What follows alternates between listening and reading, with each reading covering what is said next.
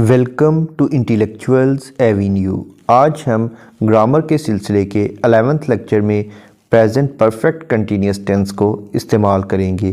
Present perfect continuous का मतलब है फ़िलहाल मुकम्मल जारी, यानी इस टेंस में ऐसे कामों का जिक्र किया जाता है जो कि हम किसी ख़ास वक्त से कर रहे हैं, यानी किसी वक्त में हमने शुरू किया था लेकिन अभी तक वो काम मुकम्मल नहीं हुआ, यानी उसका कुछ हिस्सा मुकम्मल हो गया है लेकिन अभी भी वो काम जारी है। इसकी उर्दू में पहचान है कि उर्दू फ़िक़रात के आखिर पर रहा है, रही है, रहे हैं और रहा हूँ वगैरह जैसे अल्फाज आते हैं। अब यहाँ पर ये क्वेश्चन पैदा होता है कि प्रेजेंट कंटिन्यूस टेंस के उर्दू फ़िक़रात के आखिर पर भी रहा है वगैरह ही आता है, लेकिन इन दोनों टेंसेस में फ़र्क क्या है, यानी प्रेजेंट कंटिन्यूस और प्रेजेंट परफेक्ट कंटिन्यूस में क्या फ़र्क है। दोनों की उर्दू पहचान सेम है, यानी दोनों टेंसेस के आखिर पर रहा है, रही है, रहे हैं वगैरह जैसे अल्फाज आते हैं, लेकिन इसकी असल पहचान ये है कि प्रेजेंट कंटिन्यूस टेंस में तो सिर्फ़ और सिर्फ उन्हीं कामों का जिक्र था जो कि हम उस वक़्त कर रहे हैं, लेकिन प्रेजेंट परफेक्ट कंटिन्यूस में ऐसे कामों का जिक्र होगा जिसमें टाइम भी बताया जाएगा कि ये काम कब से शुरू हुआ है, यानी 2 घंटे से, 3 घंटे से, यानी जैसा कि अगर मैं कहूँ कि मैं जा रहा हूँ तो ये प्रेजेंट कंटिन्यूस टेंस है, लेकिन अगर मैं कहूँ कि मैं 2 मिनट से जा रहा हूँ तो ये प्रेजेंट परफेक्ट कंटिन्यूस है, यानी इसमें 2 मिनट का टाइम भी बता दिया।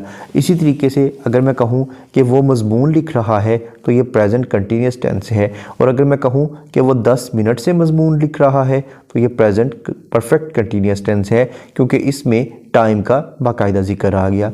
इसी तरह से अगर मैं कहूँ कि मैं इस घर में रह रहा हूँ तो ये प्रेजेंट कंटिन्यूस टेंस है, और अगर मैं कहूँ कि मैं 5 साल से इस घर में रह रहा हूँ तो ये प्रेजेंट परफेक्ट कंटिन्यूस टेंस है। इन दोनों टेंसेस के दरमियान डिफरेंस को देखने के बाद अब हम आते हैं इस टेंस के पॉजिटिव सेंटेंसेस या अफर्मेटिव सेंटेंसेस की जानिब। पॉजिटिव या अफर्मेटिव सेंटेंसेस का मतलब है मुस्बत फ़िक़रात, यानी ऐसे फ़िक़रात जिनमें किसी काम के करने का जिक्र हो। तो इसकी ट्रांसलेशन का तरीका है कि सबसे पहले सब्जेक्ट को ट्रांसलेट किया जाता है, यानी फ़ाइल यानी काम करने वाले को ट्रांसलेट किया जाता है। उसके बाद हैव या हैज़ इस्तेमाल होगा। हम ऑलरेडी प्रेजेंट परफेक्ट टेंस में हैव और हैज़ का इस्तेमाल देख चुके हैं। उसके बाद बीन इस्तेमाल करेंगे। उसके बाद present participle form of verb आएगी, यानी वर्ब की फ़र्स्ट फॉर्म के साथ आईएनजी लगाकर इस्तेमाल करेंगे। उसके बाद ऑब्जेक्ट यानी मफ़ऊल इस्तेमाल होगा। उसके बाद सिंस या फार इस्तेमाल करेंगे, और एंड पर हम टाइम देखेंगे काम कब से हो रहा है। अब यहाँ पर सवाल ये पैदा होता है कि हमें सिंस और फार में डिफरेंस का कैसे पता चलेगा। इसका तरीका ये है कि अगर वक्त की जितनी भी इकाइयाँ हैं, यानी सेकंड, मिनट, घंटे, दिन, साल और सदियाँ, अगर ये चीज़ें अपनी तादाद के साथ आ जाएं, इनकी तादाद बता दी जाए, यानी 5 सेकंड से, 10 मिनट से, 1 घंटे से, 2 हफ्तों से, 5 साल से या 10 सदियों से, तो हम फार इस्तेमाल करेंगे। और अगर ये लफ्ज़ आ जाए कि लंबे अरसे से, यानी लॉन्ग टाइम, तो तब भी हम फार ही इस्तेमाल करेंगे। यानी फ़ार हम तब इस्तेमाल करेंगे जब वक्त की जितनी भी इकाइयाँ हैं, यानी दिन, मिनट, घंटे, सदियाँ वगैरह, उनकी तादाद बता दी जाए या ये लिखा जाए कि लंबे अरसे से ये काम हो रहा है, तो हम फार यूज़ करेंगे। जबकि दूसरी तरफ अगर हम सिंस को देखें तो सिंस हम मॉर्निंग, इवनिंग, नून वगैरह के लिए इस्तेमाल करेंगे, यानी सुबह से ये काम हो रहा है, दोपहर से या सुपहर से या शाम से, तो इसके लिए हम सिंस इस्तेमाल करेंगे। और इसका दूसरा यूज़ ये है कि अगर दिन या महीने का या साल का बाकायदा नाम लिख दिया जाए, मेंशन कर दिया जाए, तो तब भी हम सिंस ही इस्तेमाल करेंगे।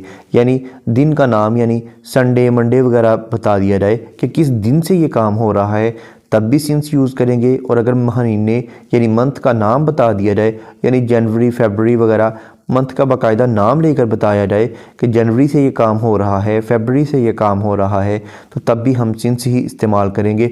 और अगर बाकायदा साल बता दिया जाए कि 1980 से ये काम हो रहा है, 2005 से ये काम हो रहा है तो तब भी सिंस ही यूज़ करेंगे। सिंस और फार का यूज़ देखने के बाद अब हम आते हैं इसकी एग्जांपल्स की जानिब। जैसा कि सुबह से बूंदाबांदी हो रही है। अब सबसे पहले हम जैसा कि ऑलरेडी डिस्कस कर चुके हैं कि मौसम से मुतल्लिका जितने भी फ़िक्रात होते हैं उसमें सब्जेक्ट के तौर पर इट यूज़ किया जाता है। सबसे पहले आएगा इट के साथ आता है हैज़, उसके बाद बीन, उसके बाद वर्ब है बूंदाबांदी यानी ड्रिजल की हल्की जो बारिश होती है उसके लिए ड्रिजल का वर्ड यूज़ किया जाता है। यहाँ पर इसकी प्रेजेंट पार्टिसिपल फॉर्म आएगी यानी आईएनजी वाली फॉर्म आएगी, तो ये होगा इट हैज़ बीन ड्रिजलिंग। अब सुबह से हम ऑलरेडी डिस्कस कर चुके हैं कि इवनिंग, मॉर्निंग, नून वगैरह के साथ सिंस आता है, तो यहाँ पर यूज़ होगा since morning. It has been drizzling since morning. Next है हम 2012 से इस घर में रह रहे हैं, तो 2012 बाकायदा तौर पर साल बता दिया गया है, तो इसलिए यहाँ पर भी सिंस इस्तेमाल होगा। सबसे पहले सब्जेक्ट है हम यानी वी के साथ हैव यूज़ होगा। वी हैव बीन, उसके बाद वर्ब है रहना, रहने की इंग्लिश है लिव, तो यहाँ पर आईएनजी वाली फॉर्म आएगी। We have been living. अब ऑब्जेक्ट क्या है इस घर में, in this house. We have been living in this house 2012 से यानी since 2012। We have been living in this house since 2012। Next है मैकेनिक 5 बजे से गाड़ी की मरम्मत कर रहा है। The mechanic has been repairing the car since 5 o'clock, यानी बाकायदा टाइम बता दिया गया है कि किस वक्त से, तो इसलिए यहाँ पर सिंस यूज़ होगा। उसके बाद है वो 1 घंटे से मेरे सामान की देखभाल कर रही है। She has been looking after my luggage for an hour, यानी यहाँ पर उसने ये नहीं बताया कि कितने बजे से, बल्कि ये बताया है कितने घंटों से, 1 घंटे से है, तो इसलिए यहाँ पर फॉर यूज़ किया है। उसके बाद है आप काफ़ी अरसे से बेकार बैठे हैं। हम ऑलरेडी डिस्कस कर चुके हैं कि लंबे अरसे से या काफ़ी अरसे से, लॉन्ग टाइम के लिए हम फॉर यूज़ करते हैं। You have been sitting idle, idle का मतलब है नकारा, फजूल, बेकार, बगैर किसी मकसद के। For a long time, you have been sitting idle for a long time. Next है ज़मीन कई सदियों से सूरज के गिर्द घूम रही है या सूरज के गिर्द गर्दिश कर रही है। The earth has been revolving round the sun for many centuries, यानी कई सदियों से कर रही है, तो इसलिए हमने फॉर का वर्ड यूज़ किया है। पॉजिटिव सेंटेंसेस को देखने के बाद अब हम आते हैं इसके नेगेटिव सेंटेंसेस की जानिब। नेगेटिव सेंटेंसेस का मतलब है मनफी फ़िक्रात, यानी ऐसे फ़िक्रात जिनमें किसी काम के ना करने का जिक्र हो। उर्दू फ़िक्रात में नहीं का लफ्ज़ इस्तेमाल किया जाता है और इंग्लिश में हेल्पिंग वर्ब के फ़ौरन बाद नॉट यूज़ करते हैं, यानी सबसे पहले सब्जेक्ट, उसके बाद हैव हैज़ हेल्पिंग वर्ब आएगा, उसके बाद नॉट के बाद बीन यूज़ होगा, उसके बाद आईएनजी वाली फॉर्म यानी प्रेजेंट पार्टिसिपल और एंड पर ऑब्जेक्ट यूज़ करेंगे। ऑब्जेक्ट के बाद सिंस या फॉर और उसके बाद बाकायदा जो टाइम है वो मेंशन किया जाएगा। यहाँ पर यह बात भी काबिल गौर है कि अगर हेल्पिंग वर्ब 2 या 2 से ज़्यादा अल्फाज पर मुश्तमिल हो, जैसा कि इस टेंस में हैव या हैज़ बीन इस्तेमाल हो रहा है। हैव बीन या हैज़ बीन यानी 2 लफ्ज़ हैं, हैव और बीन। नॉट हमेशा फर्स्ट हेल्पिंग वर्ब के बाद ही इस्तेमाल होगा, जैसा कि हैव बीन के बाद नॉट नहीं आएगा बल्कि हैव के बाद नॉट इस्तेमाल होगा, उसके बाद बीन यूज़ किया जाएगा। जैसा कि दोपहर से बच्चे शोर नहीं कर रहे, the children have not been making a noise since noon. उसके बाद है मरीज़ 2 दिन से खाना नहीं खा रहा, the patient has not been eating food for 2 days। Next है माहीगीर, माहीगीर कहते हैं मछलियाँ पकड़ने वाले। माहीगीर आधी रात से मछली नहीं पकड़ रहे, the fisherman have not been fishing since midnight. Next है इंट्रोगेटिव सेंटेंसेस। इंट्रोगेटिव सेंटेंसेस का मतलब है सवालिया फ़िक्रात, यानी ऐसे फ़िक्रात जिनमें कोई सवाल पूछा जाए। तो इसका फार्मूला यही होगा कि हेल्पिंग वर्ब फ़िक्रे के शुरू में आ जाएगा, यानी हैव हैज़ फ़िक्रे के स्टार्ट पे आ जाएंगे, उसके बाद सब्जेक्ट, उसके बाद बीन के बाद आईएनजी वाली फॉर्म, उसके बाद ऑब्जेक्ट, फिर सिंस और फॉर और एंड पर टाइम बताया जाएगा और फ़िक्रा एक क्वेश्चन मार्क यानी साइन ऑफ इंटरोगेशन या सवालिया निशान पर ख़त्म होगा। जैसा कि हम नेगेटिव सेंटेंसेस में डिस्कस कर चुके हैं कि अगर हेल्पिंग वर्ब 2 या 2 से ज़्यादा अल्फाज पर मुश्तमिल हो तो फर्स्ट हेल्पिंग वर्ब के बाद ही नॉट लगाएंगे। इसी तरीके से इंट्रोगेटिव में भी सिर्फ फर्स्ट हेल्पिंग वर्ब ही फ़िक्रे के शुरू में जाएगा, यानी हैव या हैज़ ही फ़िक्रे के शुरू में जाएंगे और बीन फ़िक्रे के अंदर ही रहेगा। जैसा कि क्या आप पीर से या सोमवार से अपने मेहमानों का इंतज़ार कर रहे हैं। Have you been waiting for your guest since Monday.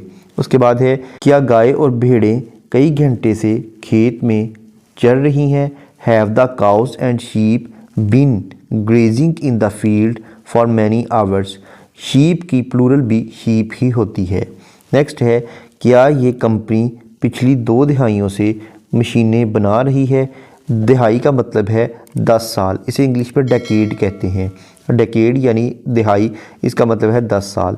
Has this company been manufacturing machines for the last 2 decades. And पर हम डिस्कस करते हैं नेगेटिव और इंट्रोगेटिव सेंटेंसेस, यानी ऐसे फ़िक्रात जो कि सवालिया भी होते हैं और इनमें नहीं का लफ्ज़ भी इस्तेमाल होता है, यानी इनकार भी होता है।